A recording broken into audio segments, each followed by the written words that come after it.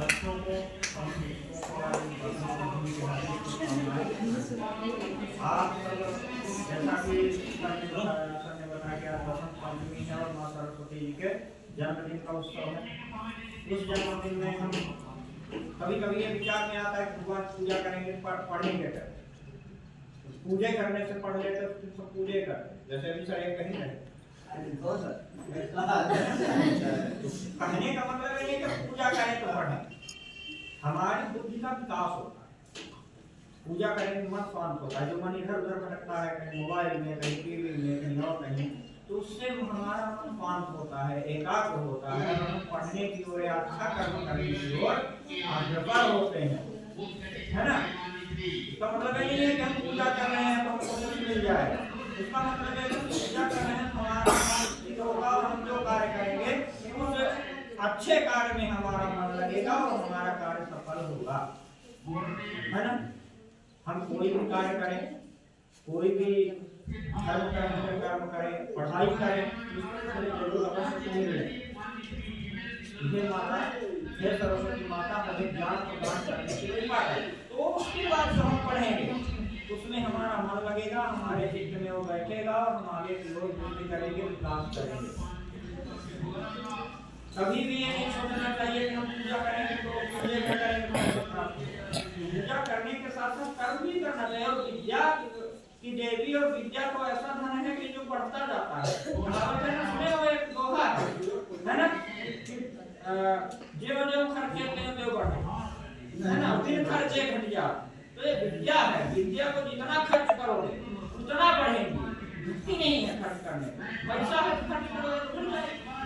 100 रुपए तुम्हारे पास है, उस 100 रुपए को तुम बाजार में चले जाओ तो 50 रुपए 40 रुपए बचे। और विद्यालय के बाजार में चले जाओ तो 4 के बच्चों को पढ़ाओगे तो पैसा भी मिल जाएगा, तुम्हारा ज्ञान भी बढ़ जाएगा। भाई तुम लोगों ने देखा होगा कि तुम लोगों को पाठ पढ़ते हो तो उसकी बहुत सारी चीजें याद नहीं रहती, या याद रहती हैं, लेकिन तुम्हारे शिक्षक वो चीजें याद रखती हैं। क्यों? वो बार बार उसी चीज को हर साल पढ़ाते हैं। तुम लोग एक साल पढ़े और निकल लिए। भाई तुम लोग 9वीं में पढ़े तो चीजें याद है, भूल गए? एक ही साल हुआ ना, अभी एक साल। तुम लोग 11वीं में पढ़े याद है, भूल गए।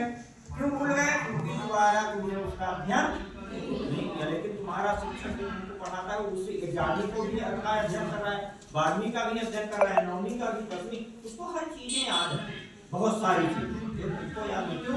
क्योंकि बार बार पढ़ाता है, उसका धन जो है वो क्या हो रहा है, बढ़ता जा रहा है। इसी तरह तुम लोग भी अपने सहपाठियों के साथ जो विषय हो, जो मैटर हो, जो तुमको मैटर कठिन लग रहा हो, जो कठिन लग रहा, तो बार बार अपने सहपाठियों के साथ उसको पढ़ने का प्रयास करो। तुमसे जो बना उसको बताओ, अगले को भी बताओ, तुम्हारा भी बनेगा, तुम्हारा भी ज्ञान बढ़ेगा, उसका भी ज्ञान बढ़ेगा और बढ़ता जाएगा बार बार बताने। तो इस तरह से जैसे जैसे हम, और एक बात बताएंगे, कोई चीज उपयोगी कब होती है या हम कब सीखते हैं? जब उसका बार बार हम अभ्यास करते हैं। ठीक है, आज आप लोगों को अभी बोल दिया जाए, 10 अंक लिख दिए जाए, 10-12 अंक और 2-3 अंक के, और उसको जोड़ने के लिए बोल दिया जाए तो बहुत टाइम लगाओ। लगाते हो? लगेगा? अब बनिया को देखो, जाओ सामान लेने तो लगेगा 5 मिनट में जोड़ के आओ, है ना। जोड़ के क्या करता है, बता देता है कितने रुपए हो गया, जोड़ देता है। वो कैलकुलेटर नहीं उठाता, और हम लोगों को जोड़ने के लिए बोलता है जल्दी से मोबाइल निकालेंगे, कैलकुलेटर से जोड़ने लगे। अभ्यास करता है वो बार बार उसी चीज को जोड़ने का। और हम लोगों ने अभ्यास करना, जोड़ने का छोड़ दिया, कहाँ पहुंच गए? कैलकुलेटर के पास, कंप्यूटर के पास। इसलिए हम लोग सीधे सीधे गणना को नहीं कर सकते हैं। तो इसलिए बार बार अभ्यास करते रहो और आगे बढ़ते